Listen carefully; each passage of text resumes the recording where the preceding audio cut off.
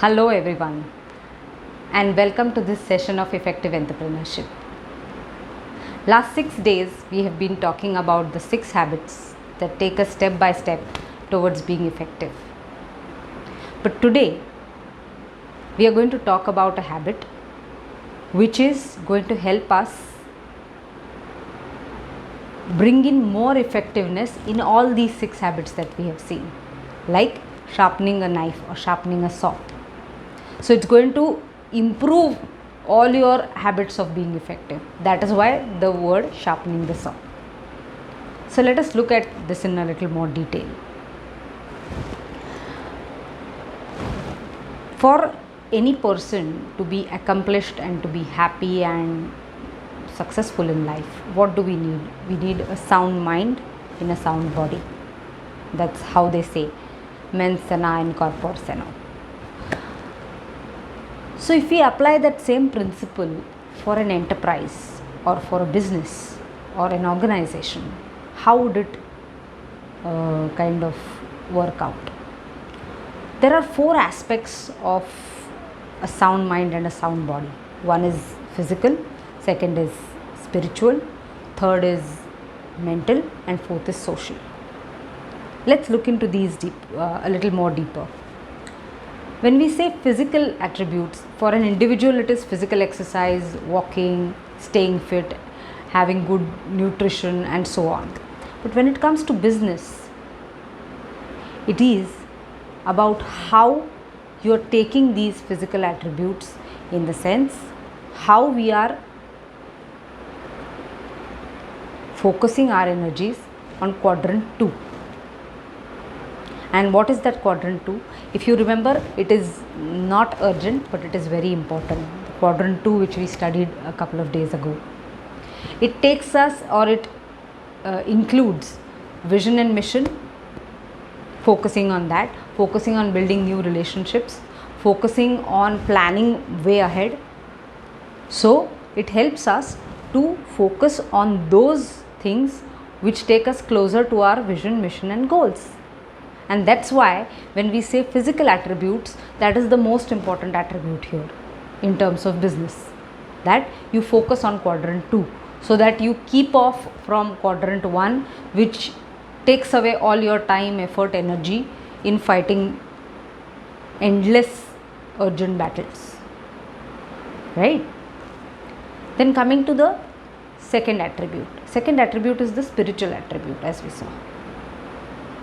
Now that spiritual attribute, in business terms or in this context, it really means that you are looking at a value-based enterprise. What is a value-based enterprise? An enterprise who has got clarity on what it finally wants to achieve. What is its final destination? What is its final purpose? It's something like saying achieving complete nirvana. Not in the literal terms, but yes, what is nirvana for a business? Let's put it like that. It's achieving your final vision and mission, right? So in that sense, the spiritual aspect comes in. So it's more geared towards habit 2, that is keeping the end in mind, or rather beginning with the end in mind. The third attribute, which is the mental attribute. Now this mental attribute takes us or helps us in kind of improvising our skills on prioritizing. And in prioritizing, what I mean is scheduling our priorities right, and not the other way, not prioritizing our schedule, like we saw in habit 3, that if we were to focus more on planning the calendar and planning appointments and this, rather than going into a third or fourth, this of having a more focused approach on your goals and missions, then we are not kind of using the habit right, or not putting first things first, or we are not getting into that mode of prioritizing things first rather than prioritizing your time first, right? So that is kind of a mental makeup that we need to do, to keep on thinking, to keep on reiterating and actually imbibing in ourselves that I need to keep putting first things first. That should be my priority, or that should be the only thing that I should be worried about when it comes to prioritizing. So this mental makeup is going to sharpen your saw or sharpen your skills on how you decide what is that first thing to be put first. That is very, very important, right? Then coming to the last but not the least, or the fourth attribute, and that is the social attribute. Now this attribute typically comes from, or rather is referred to the habit 4, 5 and 6, which is thinking win-win. The fifth one is seeking more to understand than more to be understood, and the sixth one, which is synergizing. If you look at these three habits, it has got more to do with impact on people around you, with impact on social. Social need not mean the ultimate society at large. It may mean your immediate people, all your stakeholders in business. So that is creating a social impact in the business sense. And how does it create? You start thinking win-win. You start,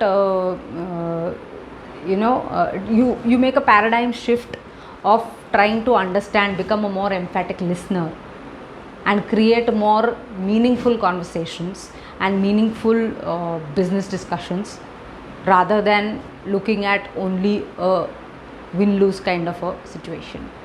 And the third and the most important thing is you learn to synergize, in the sense you learn to create new thinking, create new possibilities, and promote out of the box thinking very naturally, because you sharpen that skill of synergizing. So in that sense, social impact in this particular aspect is about people around you. Like we saw in synergizing, we are motivating that person. Who is that person? He is part of the society, and he is very much part of my organization.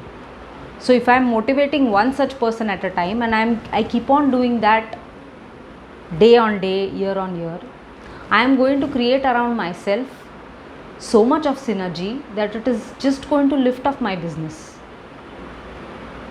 Right? I hope you agree with that. So basically this seventh habit, I would put it across, is not really a habit. It is a guideline, or it is a methodology which will help you to sharpen your first 6 habits in such a manner that collectively they give you the best results that you could ever have in terms of business growth, in terms of profitability, in terms of creating an effective organization. That is the primary purpose of this session, that we don't want you to be just effective leaders. We want you to be so effective as to create an effective organization around you. Create effectiveness amongst everybody that you interact with in your business. Then the purpose of this session will be achieved. Having said that, we again request you that you do go through all the first sessions that we have done, all the last 6 sessions that we have done. Do send us your queries and comments. They are most welcome.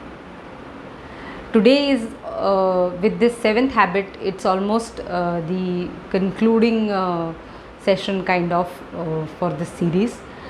Tomorrow's session is actually going to be on a lot of interactive conversation.